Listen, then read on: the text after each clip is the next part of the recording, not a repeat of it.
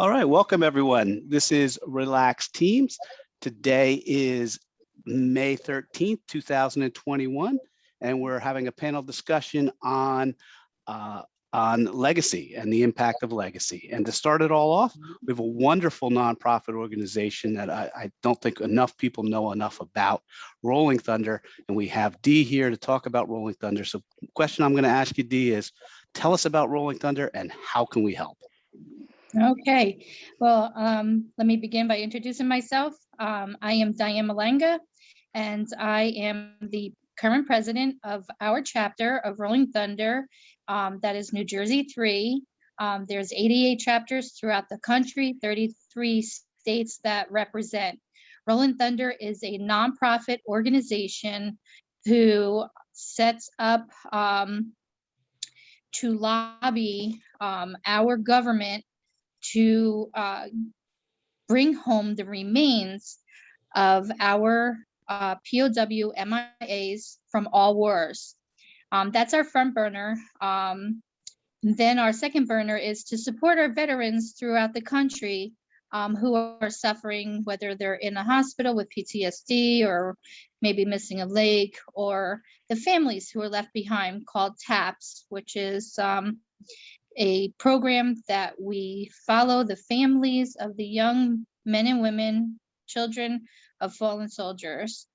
And we go visit our hospitals local. Here in New Jersey, we visit Veterans Haven, bring them catered meals. And that is a transitional hospital paid for by the state of New Jersey Department of Defense at the state level. Lions Hospital, which is on the federal level, we go to the PTSD unit, and the ladies visit the ladies combat unit. So my chapter is a 501c3, and the national is a 501c4. So any donations are tax deductible, and we follow a mission statement of national and follow their constitution. And kind of the first time I'm doing this on Zoom, and I didn't pass Toastmaster General, so I'm sorry for all the I'm trying to get it all together. So it was created by a Vietnam veteran 33 years ago, Artie Muller, in 1987. He decided that motorcycles make noise, and for people to listen and get their attention, that's how motorcycles came into it. It's not a prerequisite to join. You do not have to be military. I am the first female civilian and first female president within our organization. So it's a lot of hard work, but you have to have the passion to do what we do. Our chapter has now rehomed our 10th homeless veteran, and I can explain later on what that actually means. So then, of course, the transitional hospital, that's how we meet them, and we follow them after they are homeless to success. So it's pretty much what Rolling Thunder is. Great. So you actually left yourself 1 or 2 minutes. So I'm going to reach out to the individuals here. If they have any questions, I can talk about Rolling Thunder forever. So I'm going to see if anyone has any questions that they want to ask you. Well, I can tell you, my daughter Avery went up to one of the bingo events at the Lions Hospital, really loved doing it. That's just great. It's just, you guys serve veterans in so many ways. It's just so wonderful, the work that you do. I mean, you're so much more than motorcycles, and I'm glad people hear that. Can you share a little bit about the ride and what's happening for post-pandemic? Right. Well, before the pandemic, every year, the Sunday of Memorial Day, we would go to the Pentagon parking lot, and we had created a ride. And why DC? Because that's where the politicians used to live and work. Unfortunately, they no longer work from, the Capitol or wherever. So we had decided to go nationwide because more people would hear us. They would hear the roar of our engines. I'm going to give you like a short analogy. If we're all together and we're going to a place and we're in 20 vehicles following each other, nobody really would notice us, right? 20 motorcycles following each other, all with the same maybe vest or logo on our jacket. People say, whoa, those guys are going somewhere. And so that's how we came up with the leather vest and our eagle and rocker on the back of our jacket. So we are identified. Now we decided 2 years ago not to go back to DC because that ride actually cost us a lot of money. We actually pay rent to the Pentagon, and we have to rent porta-johns. We pay for the police department, the fire department, and everything else, and it's way over $200,000 just for incidentals, like using the police department. So we can really use that kind of money instead of paying the police department to guide us through Washington, D.C. On our 25th anniversary, we did hit 1 million bikes in the Pentagon parking lot, which is incredible. And our 30th anniversary as well, we hit 1 million. Back in 1987, when Sergeant Artie Muller began Rolling Thunder, he had 2,500 bikes. So in 33 years, we've really come a long way. So our New Jersey chapters will be doing Rolling Thunder 33 right here in New Jersey in Hunterdon County. It is going to be at the 4-H Fairgrounds. I think that's the name of it. It's on 173 in Lambertville. We will have an escorted ride going down through Washington's Crossing, and then come back to the fairgrounds for a ceremony and a tribute to our fallen and those who have yet to come home. And on our jackets, we also say, you know, there's a patch that says we ride for those who can't, who cannot speak for themselves, who cannot ride. So, you know, and you got to make that noise. Thank you so much. So getting on to our first panel, we'll go through our first panel. Our first panel is talking about shaping your legacy. And that's why we had such a great organization come on as our initial nonprofit. So we'll start with, first we'll start with Lisa. Lisa, do you want to introduce yourself, who you are and what you do? Sure. Thanks so much, Dennis. And Rolling Thunder sounds like a great organization, I will say. Anyway, my name is Lisa Dvorin, and I am a consultant with a wellness company called Vifinity. And I am a person who was putting on average, 3 pounds a year, which my doctor told me was normal for women my age. And that went on for several years, and I was not feeling my best. I was very fatigued and tired and achy. And about 2.5 years ago, I saw some friends of mine on Facebook that had taken off a lot of weight and were living their best lives, and I wanted that too. So I learned about a program that they were following, and found that it was a program that works, right? Because I don't like to really diet, but this was about introducing some lifestyle changes that made sense. The plan was free. Education support is all free. And so I joined on, and I lost 25 pounds 2.5 years ago, have completely kept it off, even through the pandemic when people put on 25 pounds and all the holidays and things like that. And I am passionate about helping others find their wellness again so that they can leave a great legacy. Excellent, great.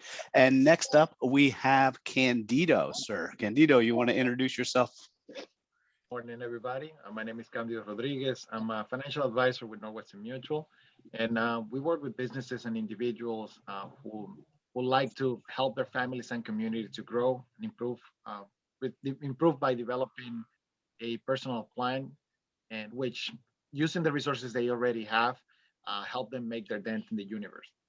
Make the changes that they want to see towards the future. Excellent, excellent. And then finally, we have Jill. Jill, you want to talk about, introduce who you are and what you do? Sure. Hi, thank you so much for having me today. I'm Jill Sharkazy, founder of Safekeeping Stories and creator of Story Keeping. It's a reflective writing method that makes it easy to create a legacy story. No special writing skills are required. We have online workshops that teach people how to create a multi-generational family story in about a dozen pages. I've spent about a decade developing the story keeping method through research and feedback from workshop participants. I have developed a facilitator training program, and now other people are leading story keeping workshops. I spend a lot of my time speaking with organizations interested in offering the program, and I love working with people, helping them preserve their story, or as I like to say, connect the dots of the past in a way that leaves a legacy for the future. Excellent, excellent. So we'll start with Candido. Candido, we'll have you go first and kind of talk about how you impact people's legacy and the impact, individuals that need to think about when shaping a legacy for themselves. Yeah, and thank you, Dennis. Because usually when we think about the word legacy, and in general, people see it as that's something that they don't have a control of, like they won't be that they can plan for. And legacy is just the impact that the actions we take today will have on our family and the community after we're gone. So for us, it's important, to help people, and this is what that we try to do with the estate planning strategies, is to define their legacy, because it takes some introspection. So you have to make sure to know what picks on you and who really want to benefit. We do this by asking 3 questions, and basically it's, first of all, what drives you? What are the forces inside you that you feel that move you? The second one is, who do you want to impact, and who do you want it to help? Do you want to help people outside of the United States, within the United States, and your immediate family too?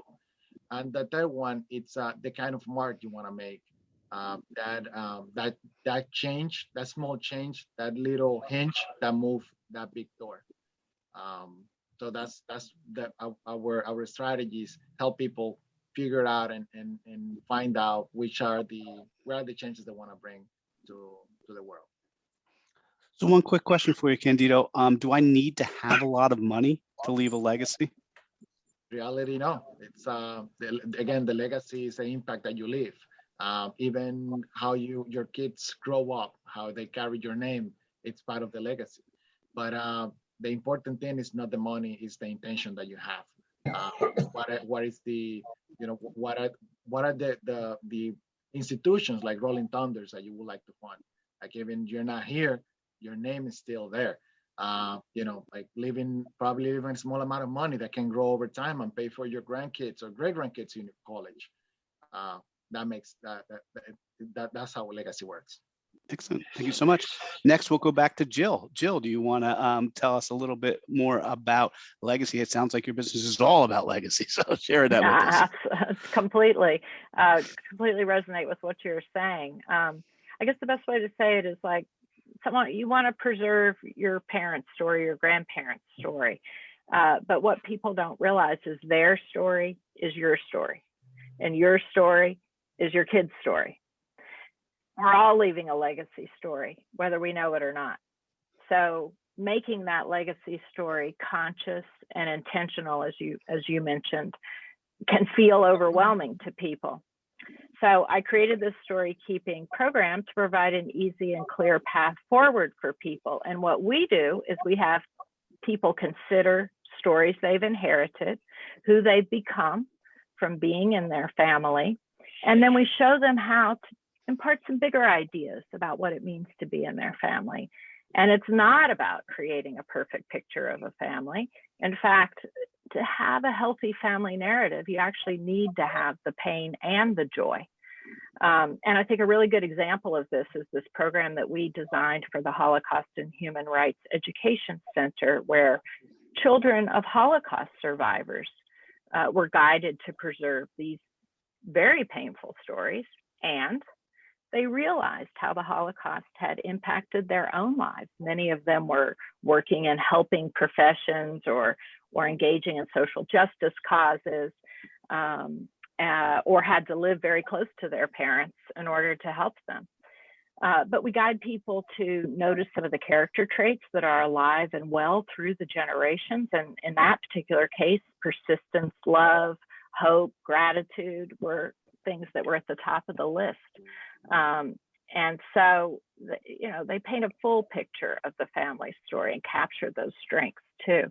And studies show that how we tell our family story actually matters a great deal to our health. And kids who know multi-generational stories have less anxiety and greater well-being. And since people this day and age, they're not sitting around the table like they used to, we don't have that close proximity and kinds of exchanges that we used to have. And so, you know, people are finding themselves on Ancestry.com trying to find out about their ancestors. But, you know, what I want people to realize is that if they capture some of the key events and experiences in their own life, they capture a few in the lives of their parents, which everybody knows, you can capture 2 generations of your family. And if you know something about your grandparents, you got 3. Write that down in a few pages, give it to your kids. Your grandchildren are in touch with 100 years of their personal history, and they don't have to go around looking in the public records to try and find out who they are and where they come from. So yeah, I think this is the ultimate legacy gift that you can give, to know your ancestors, to know firsthand in their own words how they faced their own difficulties, what brought them joy, what are the life lessons that they learned. And, you know, you can do this in not so many pages. And no matter what kind of family you come from, you don't have to be a Rockefeller to bequeath some emotional wealth to your family. Excellent. Thank you so much. And now, Lisa, if you want to come in and talk about how you help people to shape their legacy. Sure. So I do agree with both Candido and Jill, right? And I agree with Jill that their story is your story. So I think that by setting an example and taking control of your health as you get older in particular, you're sending a great message to your children and your loved ones. And I think that by having your health and having energy and being able to live your best life, you're able to leave the accomplishments and the beliefs and the actions that you want to. So I think when people think of legacy, the first thing they think of is wealth, right? And passing on money. And I would say health is wealth. So I think it's great to be around and to be able to be multi-generational and sit around the table and be able to exchange that information. And if you have your health, you really have everything. Oh, excellent. That is great. So coming back, we will start with, who did we start with? Oh, so Jill, we'll let you finalize and go through exactly, you know, what is it that you want people to take away from this time here with you? I guess anyone can create a legacy of meaning about their family. It doesn't take long to write. It shouldn't take long to read. And in just a handful of pages, you can impart the important intangibles. You can provide health and well-being and strength to the generations to come in your family. Excellent. And how would people reach you and get in touch with your programs? Safekeepingstories.com. There's a way to contact me right on the website. Excellent. Excellent.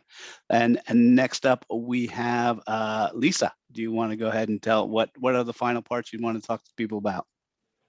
So I think that no matter what shape you're currently in, if you're looking in the mirror and not liking what you see, or perhaps where you would be in a decade, there's no time like the present to take control of your health, right? And so again, we have a plan that I think really makes sense. It takes small lifestyle changes that are absolutely free, it cuts through all of the confusion and lets you adapt them to your everyday routine, which small changes can really make big differences. So anything that you can do to change your health, I think is really worthwhile. And And I would love to help anybody. Like I said, the plan is free. You can go to my website, stayhealthylivebetter.com, click on the plan and ask for it, and I will send it to you and we can connect. And I'd be happy to help anybody that's looking to take back their health, because I think it's so important. Excellent. And finally, Candido, what are thoughts that you'd want to leave people with? Yeah, that you know, having a legacy plan, it's you know, and agreeing with Jill, it's telling the stories of telling your stories, their stories, and also like Lisa, bringing like giving the example and portraying that healthy lifestyle is part of it. Um, and it's the simplest way to make sure that you know, having that plan and making sure that we're making those changes, and um, we have a way to keep track of them.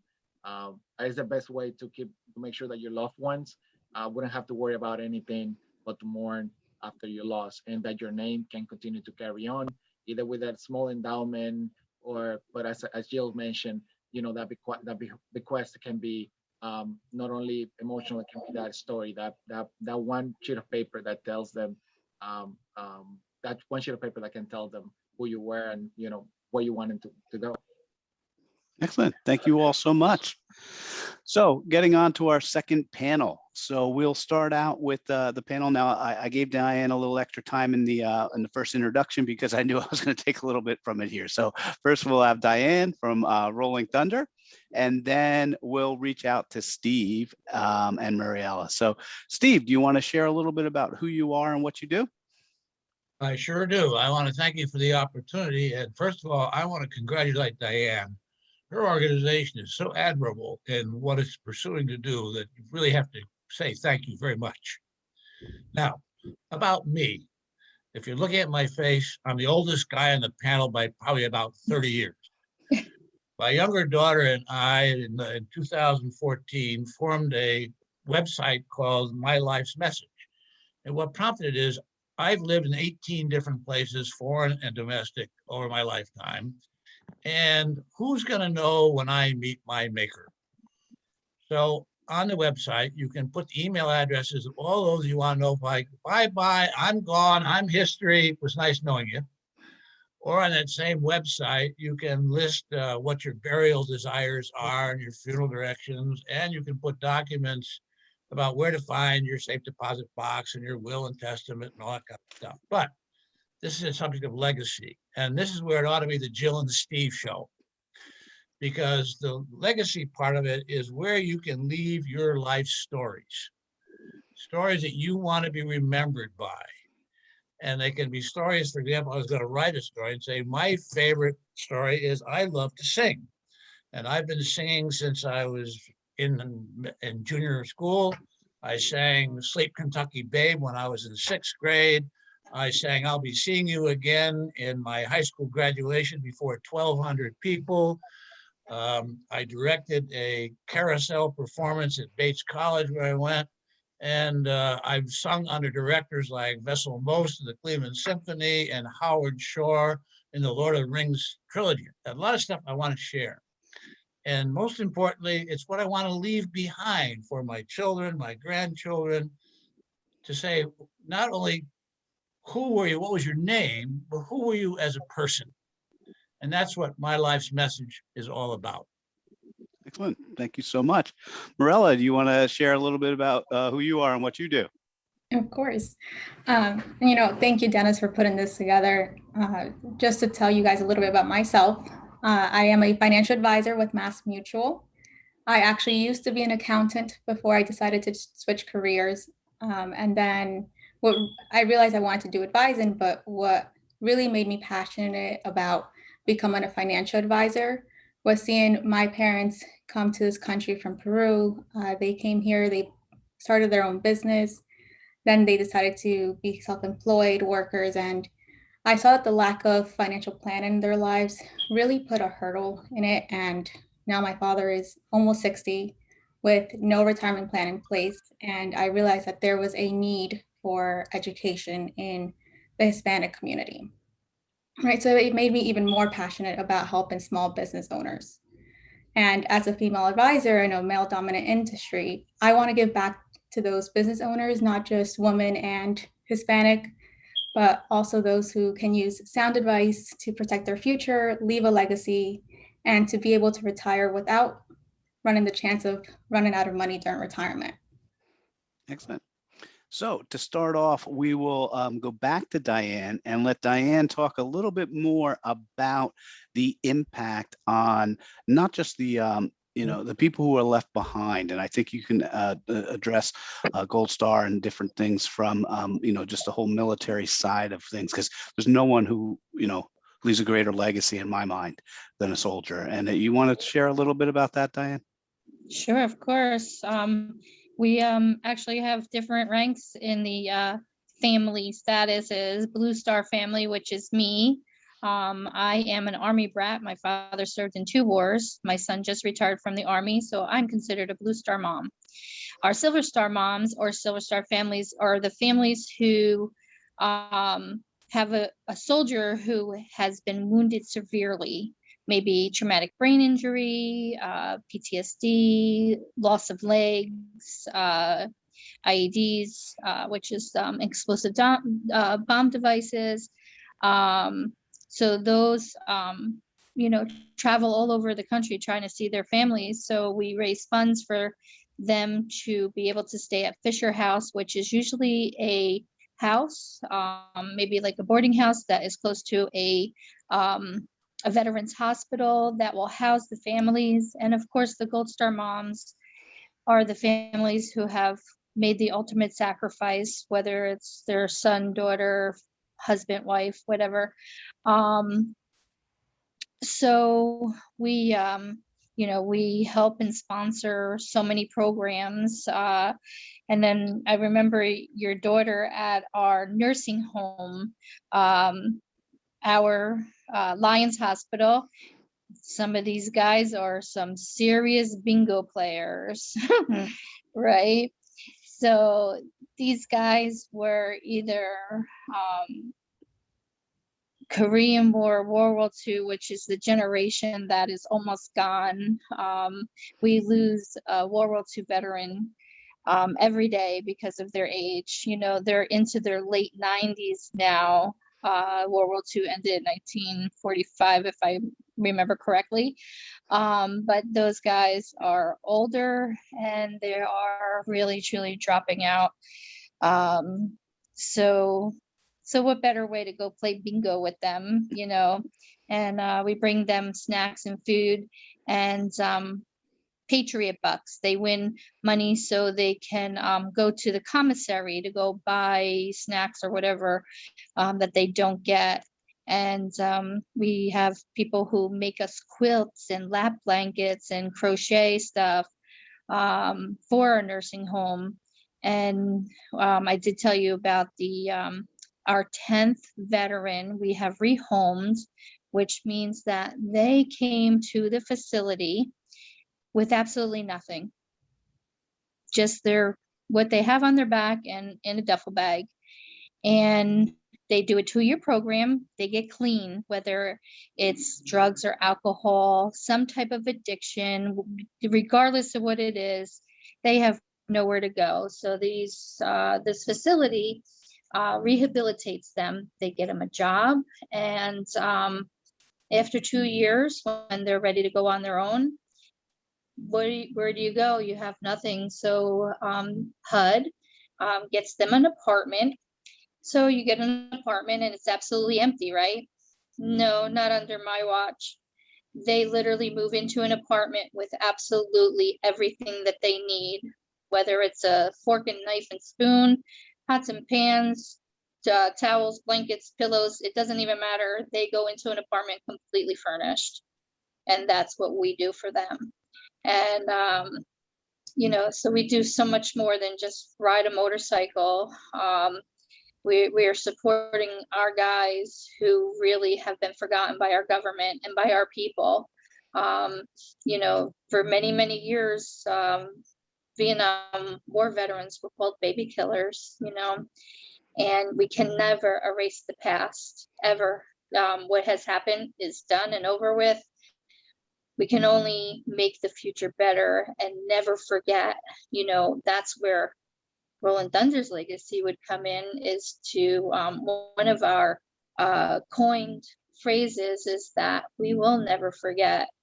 And in supporting these guys and girls who have really done the ultimate sacrifice.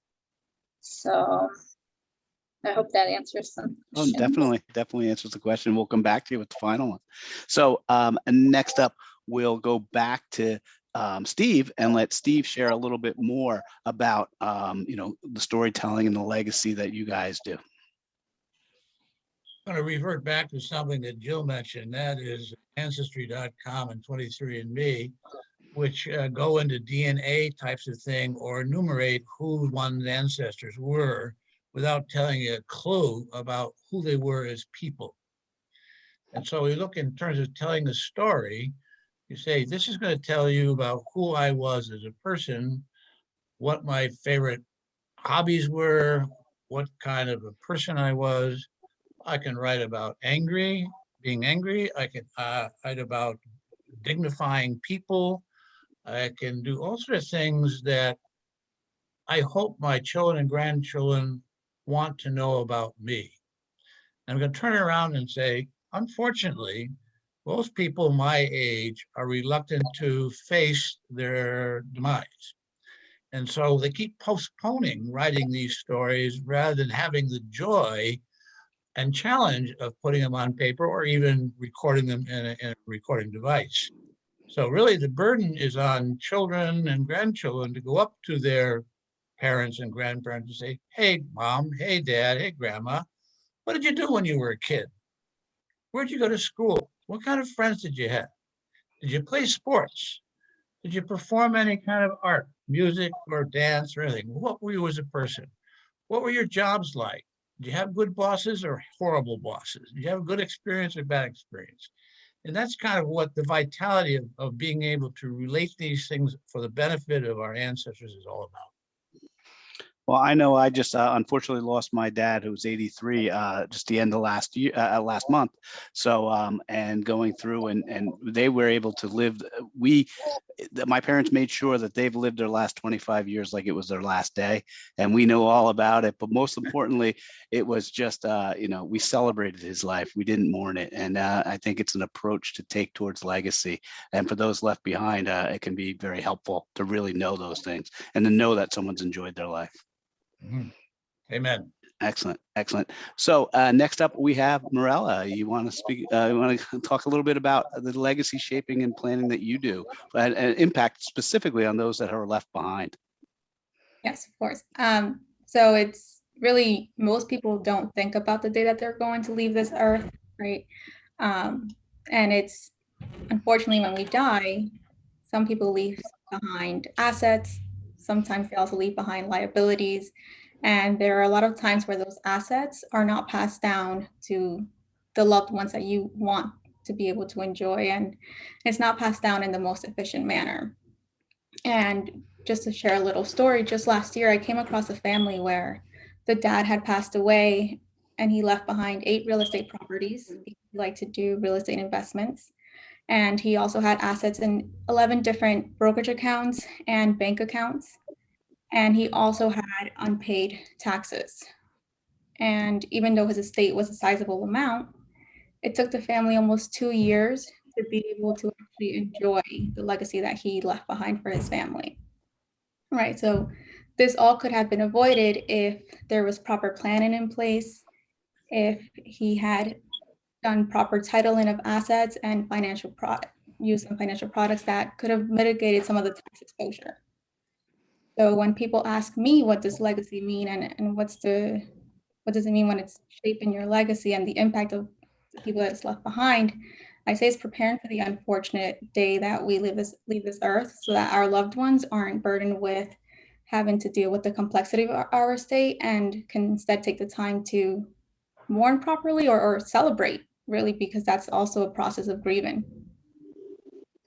Excellent. And now going into leaving us with one last thought. So I'll go to Steve. Steve, one last thought you want everyone to remember from this day, and how can they get in touch with you or your business? So the business is called My Life's Message, and add a .com to that. You got it on the internet, or you can get it on your smartphone. My Life's Message, all in one word. I think we as people tend to underestimate or underappreciate what we inherit from our ancestors.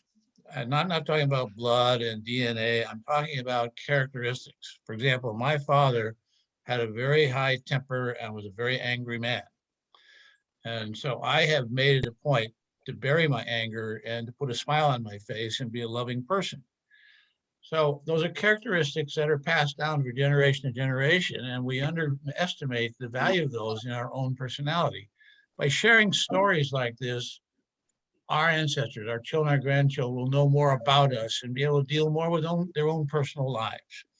So my last message is encourage young people, children, nephews, nieces, grandchildren, not to be hesitant to go to their elders, to their parents and grandparents, to ask for these stories. Excellent. Thank you so much, sir. And next up, we'll go back to Morella and end up with Diane. So Morella, you want to go ahead? Yeah, of course. So really, the importance of this is knowing that the lack of financial planning truly hurts the loved ones that are left behind, because when you're gone, they're the ones that have to deal with paying the taxes or going to court and dealing with probate. Probably if it's a difficult case, and they also have to pay the attorney fees. So they're the ones that have to deal with that, while also having to learn how to live and continue living life without you in their life anymore. Right. So the question is, ask yourselves, do you want the money you spent your entire life building, taxes, or perhaps even on attorney fees, or do you want them to be enjoyed by your family? And if you don't remember anything that I said at all today, just remember this one last thing: 201-520-9451. That's my phone number. Contact me, ask me any questions. You don't have to be rich. You don't have to have millions. You may even just have one home, but it's just having the proper planning in place so that your family doesn't have to deal with more than they have to. Excellent. Thank you so much. And finally, we'll wrap it up where we started the whole day with Diane and talking about Rolling Thunder and how to get in touch with you and what you can do. Okay, well, we do have a Facebook page that could be followed. It is Rolling Thunder, New Jersey 3, all written out. And we post all the stuff. I have a few people who post and follow the Department of Defense, the Joint Task Force for Recovering Remains. We just brought home somebody to be buried in Arlington National Cemetery who had been recovered from Pearl Harbor. He was on the Arizona, and somehow, some way, I'm not sure, but his remains are now buried at Arlington, which is incredible. There's nothing more patriotic than standing in a flag line to honor our fallen and honoring our guys coming home. But we can be reached there, and we can, my phone number, 908-343-9836. I could be text or called, and I can answer any questions. Supporting our military is my passion. I love doing what I do, and it shows because of the achievements we have made. We have, not to pat myself on the back here, but we have won 2 wonderful, prestigious awards. My Brother's Keeper, which is an award given to an organization through the state of New Jersey.